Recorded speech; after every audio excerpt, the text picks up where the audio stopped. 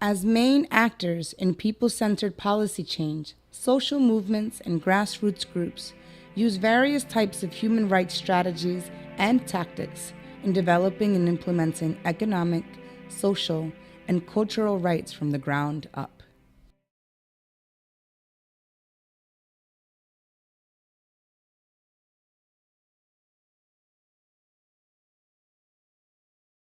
The starting point is to actually ensure that all those who are infected and affected really understand that if they do have treatment, it is their right to have treatment, regardless of whether they've got the ability to pay for it, whether they are men, they are women, or they are children, or they are persons of a different sexual orientation. So it's starting from the basis that a person who is living with HIV is first and foremost a person. They have the right to dignity. They should not suffer discrimination because they are infected. They should therefore feel very comfortable that when they approach and try a health authority and try and get access to any services, they are doing so knowingly that they won't be discriminated, they won't face any stigma. But these are very difficult issues, and this is the struggle that we are fighting for, so that we not only give dignity to the people who are living with HIV and AIDS, but we also give them the capacity. They should have it within themselves, the knowledge, the skills to organize and mobilize, so that that right to health we talk about is not only something that is on paper, but is actually practical and enforceable. And the only way to enforce that is for the people who are infected and affected to take that as their struggle. E o processo de educação e discussão coletiva e também, principalmente, a mobilização vão formando a consciência dos trabalhadores com relação aos direitos que eles têm. Bom, também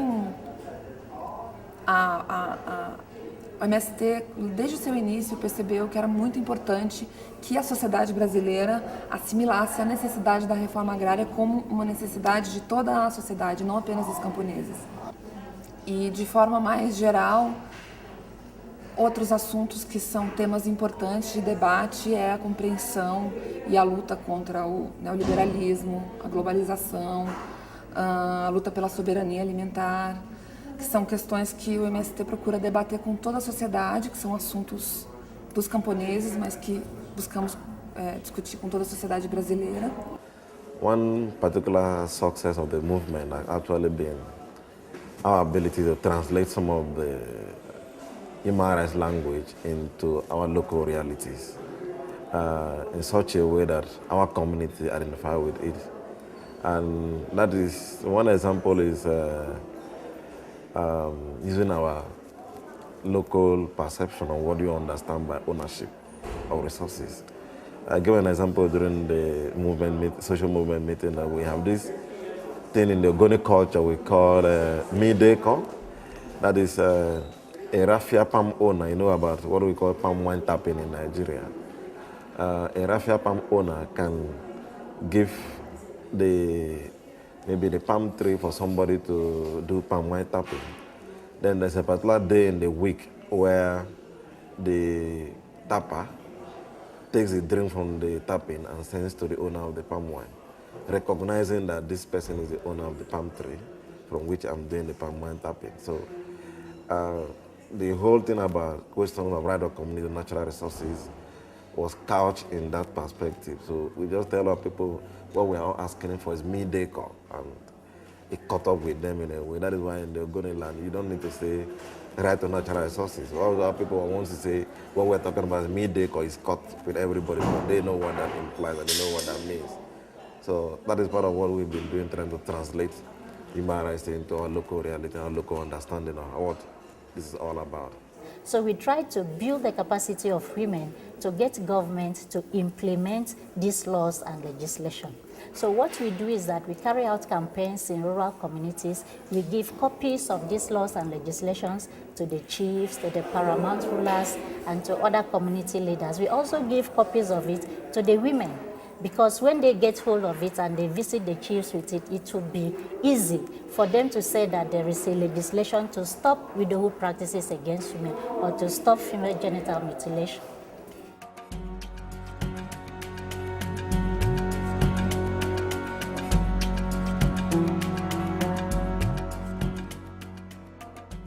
When we started using video or when we started using booklets explaining the rights, for the first time people felt like, well, let's go to the mayor's office in a small village that doesn't even have electricity and tell them, we don't want this road, the newly built road which contaminates our water supply, and we have a right to clean water. And so the very first time they marched on their municipal office. For the very first time using a video, we were able to get the environmental minister to come all the way out on the 10-hour, well, we know it's 10 hours on the bus, we don't know how much is on their private cars, but to come to our communities and see the environmental problems, because we were able to make something of high impact. So some of it is strengthening communities, and there are more victories down the road, but with a strengthened community, that itself is a victory. Seeing is believing. Many a times seeing is believing.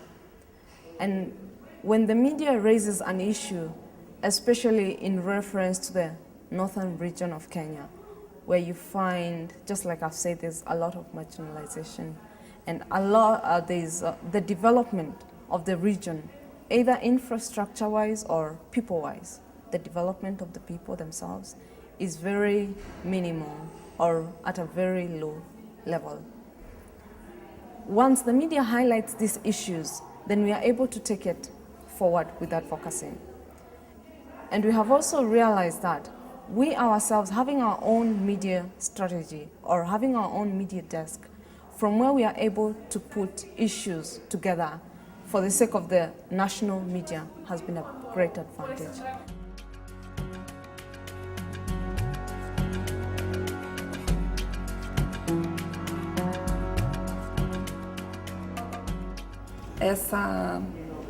A forma de luta escolhida pelo MST é através das mobilizações, da organização dessas famílias que ocupam as terras improdutivas, principalmente do Brasil, buscando que essas terras sejam desapropriadas. Isso traz, então, ainda quando ocorre a desapropriação da terra, é necessário que hajam recursos para habitação, moradia adequada, luz, energia, educação, saúde, a própria produção agrícola de maneira sustentável. Então, se abre, o início da luta se dá com um acampamento, mas é apenas o começo, porque existem outras inúmeras demandas. The government closed every avenue of the media against us, especially the broadcast media. We're not allowed to use anything about the broadcast media. Even the government newspaper houses were closed against us. That is why it was even difficult for the government to understand we're able to mobilize our people. We've tried to get some, what we call contacts and focal points among all the communities. We have what is called a rapid action network that informs most of the decisions that come from the community. Most of the information from the community is used through this rapid action network, sent to the secretariat, process it, sent back to the community.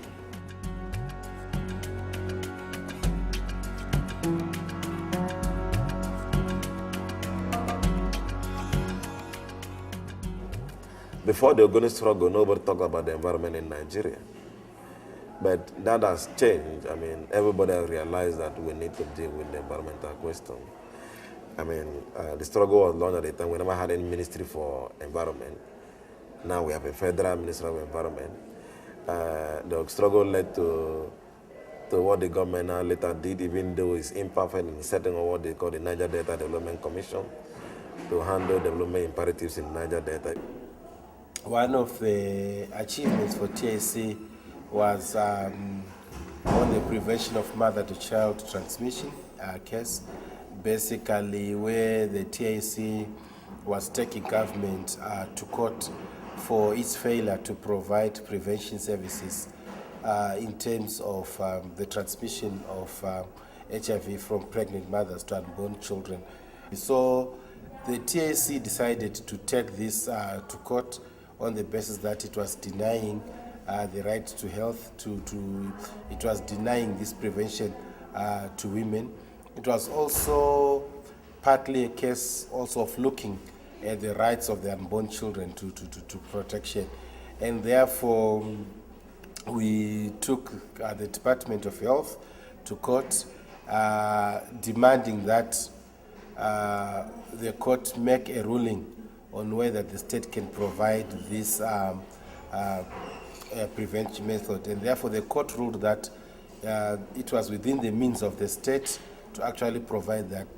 And also, this case was important in that it's actually, in a sense, moved beyond just confirming that right to health as outlined in Section 27.2 of the Constitution, but to actually say the state was obliged to actually show and provide a comprehensive plan about what it could do in the short term, in the medium term, and in the long term.